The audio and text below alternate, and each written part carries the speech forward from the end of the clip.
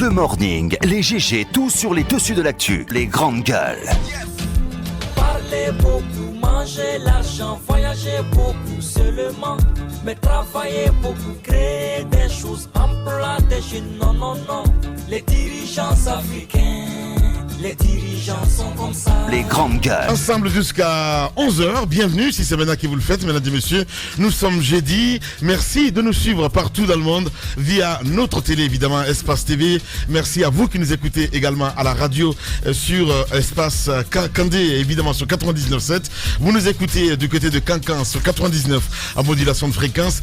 Mesdames et messieurs, au menu on s'intéresse évidemment à l'actualité, mise en œuvre de l'accord tripartite, le dit gouvernement SLEG, USTG du 10 janvier dernier, de l'eau dans le gage. Le syndicat dirigé par Aboubacar Souma menace de se retirer du processus de recensement des enseignants lancé il y a 2 semaines et déjà bouclé au niveau de la capitale Conakry. Le SLEG exige que ce recensement soit étendu aux enseignants du supérieur. Pour le moment, refus catégorique des autorités et du syndicat de l'enseignement supérieur. Question, les enseignants du supérieur doivent-ils être concernés ou pas par le recensement en cours? Nous essayons de comprendre, mesdames et messieurs, qu'est dit l'accord du 10 janvier à propos. Successivement dans cette émission ce matin, vous allez avoir Dr Alpha Mamadou Banobari, conseiller du chef de l'État, président de la commission d'assainissement du fichier des fonctionnaires, enseignants, et monsieur Aboubacar Souma, secrétaire général du SLEG. Si tout va bien aussi, nous allons joindre Dina Bangoura du syndicat des enseignants supérieurs, Sénat sûr, c'est bien cela, voilà. Ils seront successivement en direct dans cette émission. D'autres sujets viendront s'ajouter à tout ceci pour votre plaisir. Vous pouvez réagir évidemment à nos sujets, soit vous partez sur Twitter, #EspaceGG, sinon l'autre numéro de téléphone qui s'affiche juste en bas de l'écran avec plaisir. Nous allons prendre en compte vos messages dans votre émission Les Grandes Gueules avec toute l'équipe. Bonjour Abaka Diallo. Bonjour. Bonjour Lamine, bonjour à tous. Bonjour, mon cher Roby. Bonjour. Non, parce qu'on l'a isolé en fait. Congolais. Bonjour Madame Yoro. On a de l'énergie à revendre. Ouais. Oui. J'adore ça. Bien. On parle évidemment de ce sujet encore ce matin, Abaka Diallo. Oui, mais c'est quand même assez ahurissant ce qui se passe dans notre pays avec la liberté de la presse, la loi, cette loi qui est quand même un acquis que beaucoup veulent remettre en cause aujourd'hui dans l'entourage du chef de l'État et même au sein du gouvernement. Vous vous souvenez d'une sortie de l'ancien ministre Aluseni Makane Akake qui avait rejoint entre-temps l'opposition, qui avait émis l'idée qu'il allait remettre en cause. Il allait remettre en cause cette loi, la loi L002 portant liberté de la presse dans notre pays. C'est très grave ce qui se passe. Vous avez ce journaliste Lansana Camara donc, qui a appelé un article de presse donc, dans son site internet conakrylive.info et on ignore superbement que ce journaliste est protégé par une loi et qu'il y a une loi qui gouverne le monde de la presse dans notre pays, qui dépénalise les délits de presse. C'est extrêmement important. On ignore cela. On va porter plainte devant la DPJ. Donc le monsieur, il est auditionné de longues heures durant.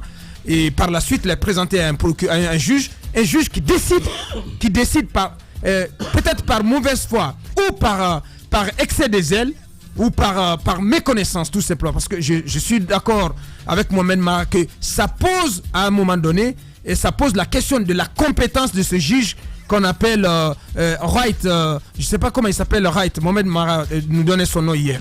Mais ce juge, aujourd'hui on se demande est-ce qu'il a connaissance de l'existence de cette loi organique, la loi L002 qui protège les journalistes et qui dépénalise. C'est extrêmement important. C'est pas, grandes gueules.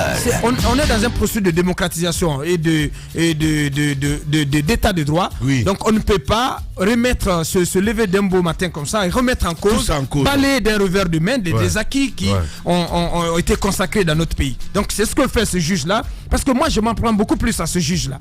Et la DPJ a fait son travail, même s'il faut indiquer que la DPJ aussi aurait pu savoir que elle n'était pas le destinataire quand même de cette affaire.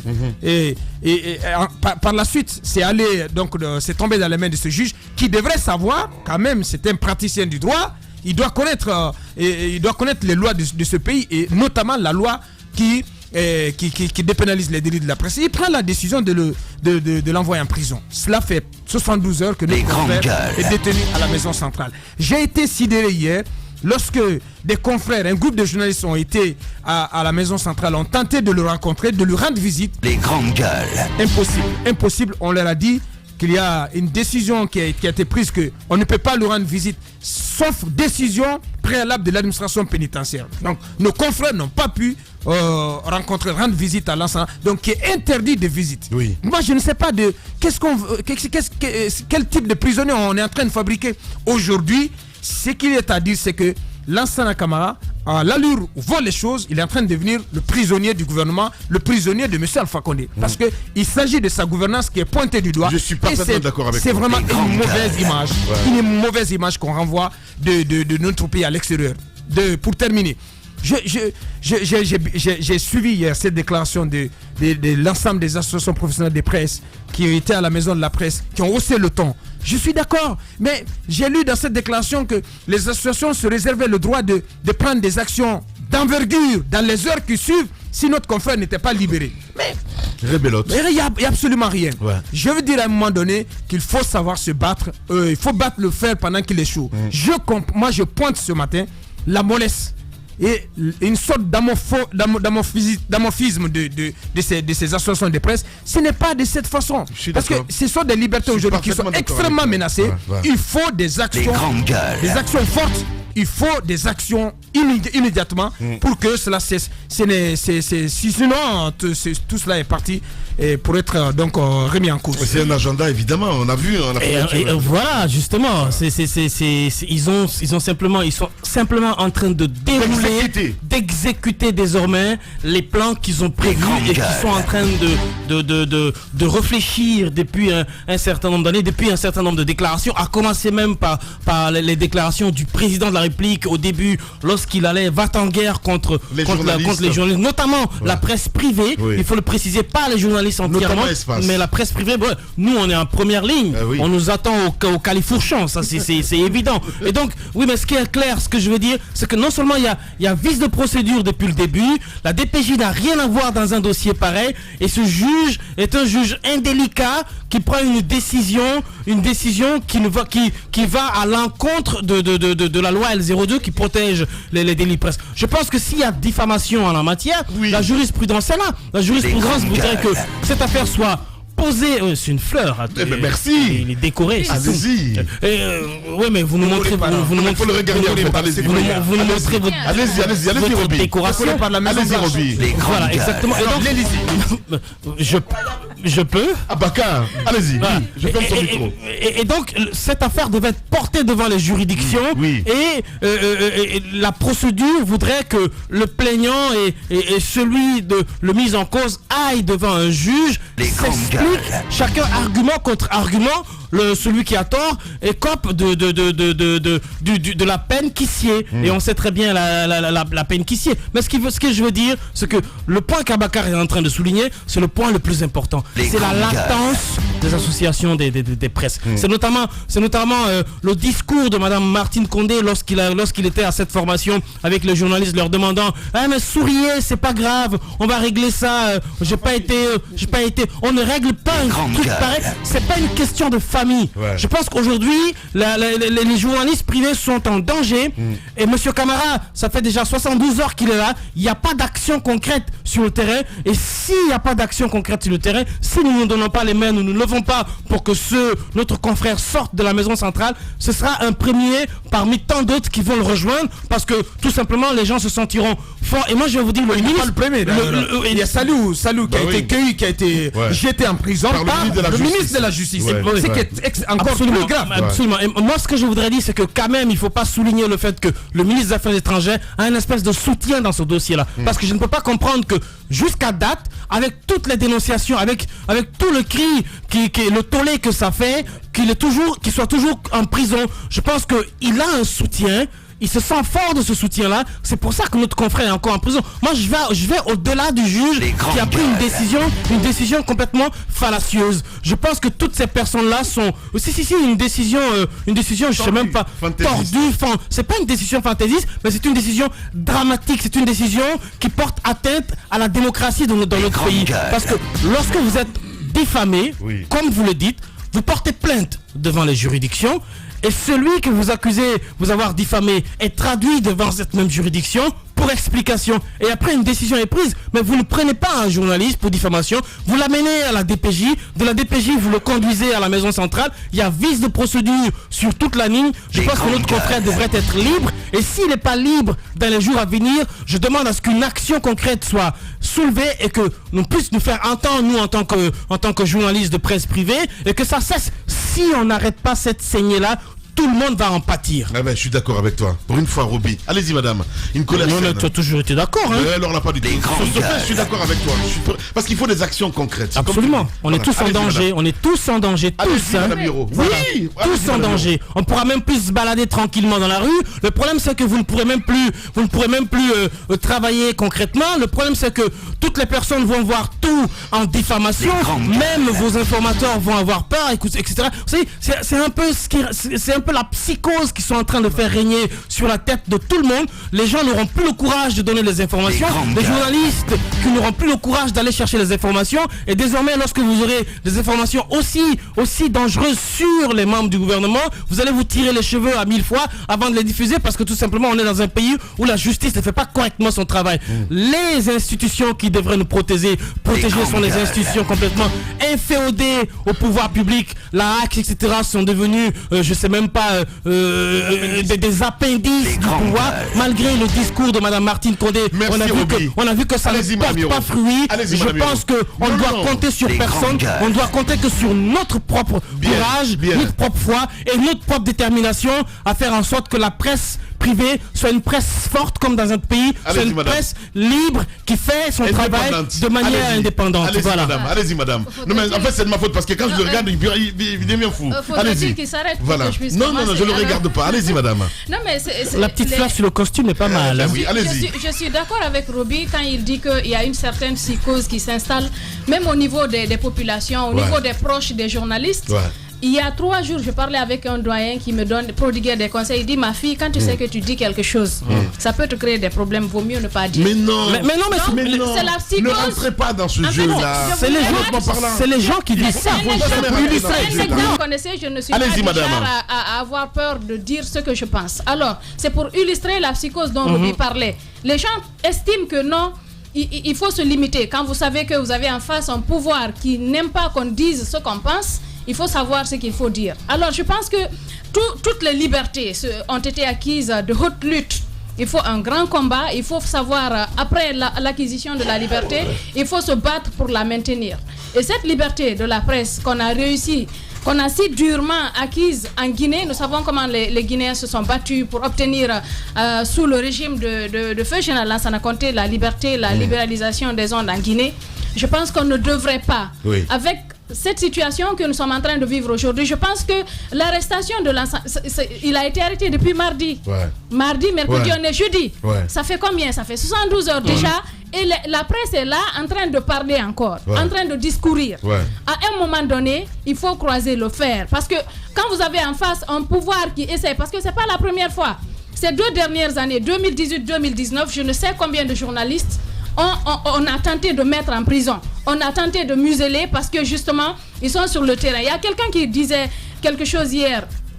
Monsieur Tam qui parlait justement de ces journalistes d'investigation, des gens qui veulent aller mettre leur nez là où tout le monde voudrait savoir mais que personne n'ose aller. Si à cette allure, à chaque fois que quelqu'un fait une recherche, on essaie de dire non, il faut le mettre en prison, il faut le convoquer. On a vu le cas de Moussa Moïse, on a vu le cas de plusieurs autres personnes. On essaie d'Aboubacar Diallo récemment.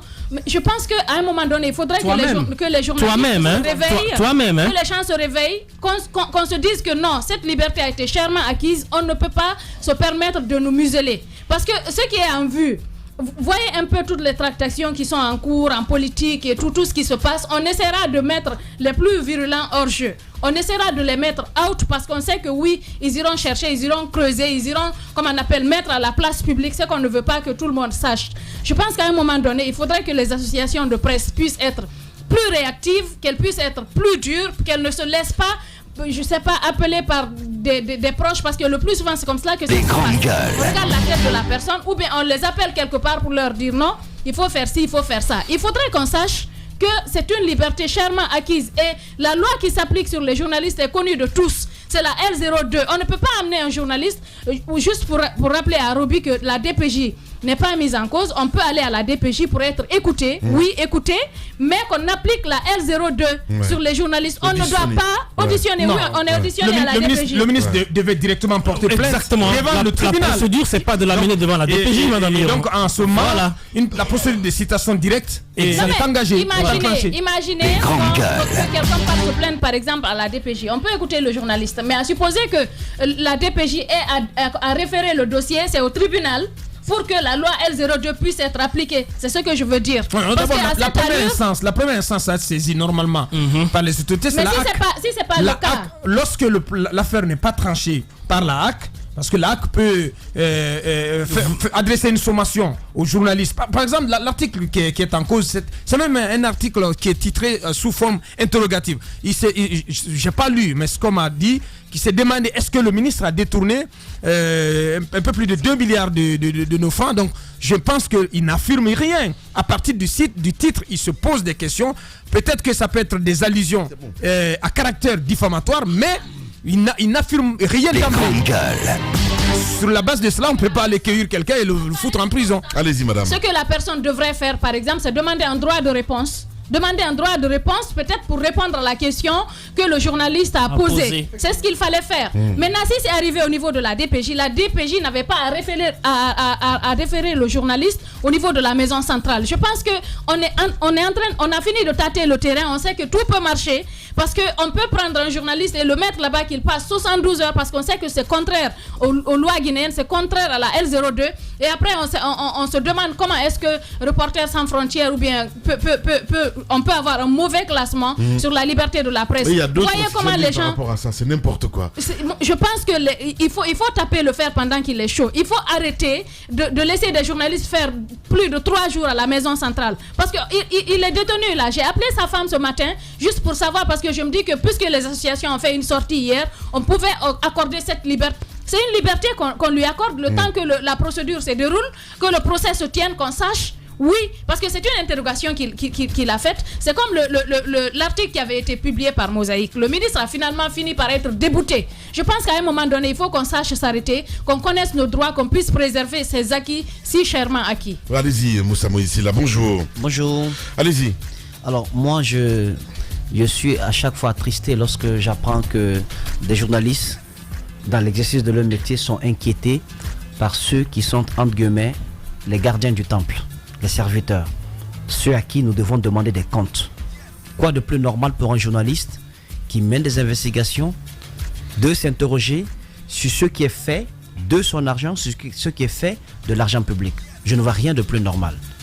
On ne parle que de la volonté sans cesse croissante de nombreux journalistes ici en Guinée d'aller fouiller, d'aller chercher, parce qu'on ne fait pas cela pour répondre à l'appel du chef de l'État, mais on le fait parce que c'est notre travail. Mais on ne dit pas assez sur la loi qui nous permet... On revient dans un instant, Moussa, pour continuer évidemment. Nous avons en direct ce matin Boubacar Yassine Diallo. Les grandes gueules.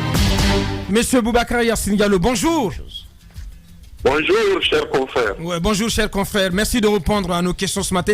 Une question aujourd'hui, parce que l'inquiétude elle est grandissante dans les milieux de la presse.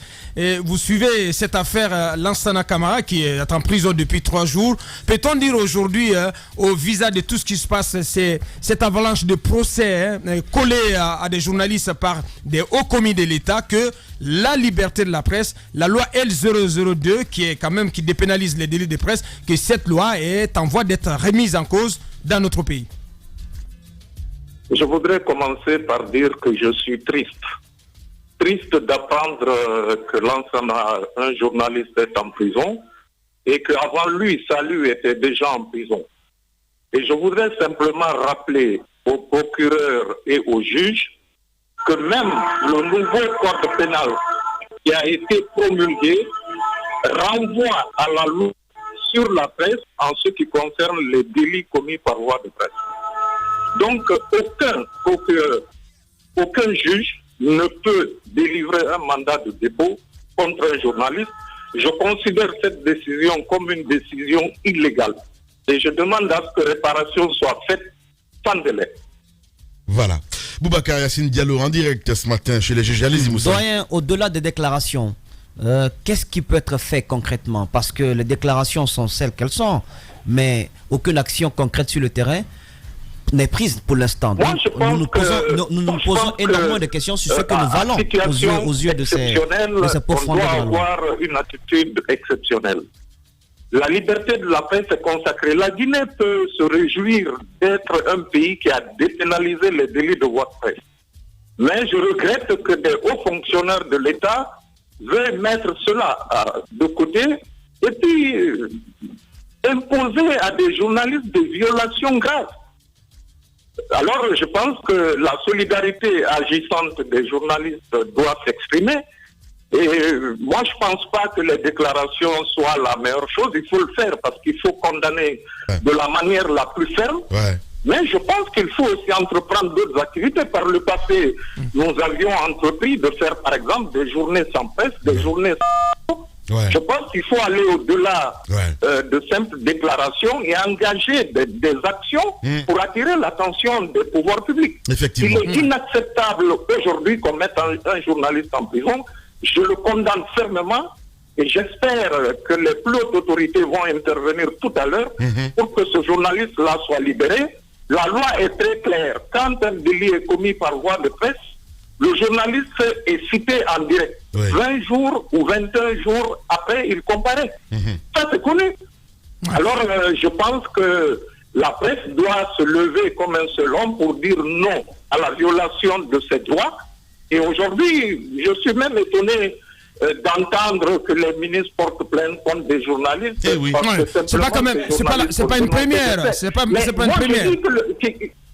Je disais, c'est pas une première. Il y a tant et tant d'exemples. Il y a le cas de notre confrère Kala. Il y a notre cas personnellement. Il y a d'autres journalistes qui ont été trimballés devant la justice par des ministres de la République, des ministres en fonction.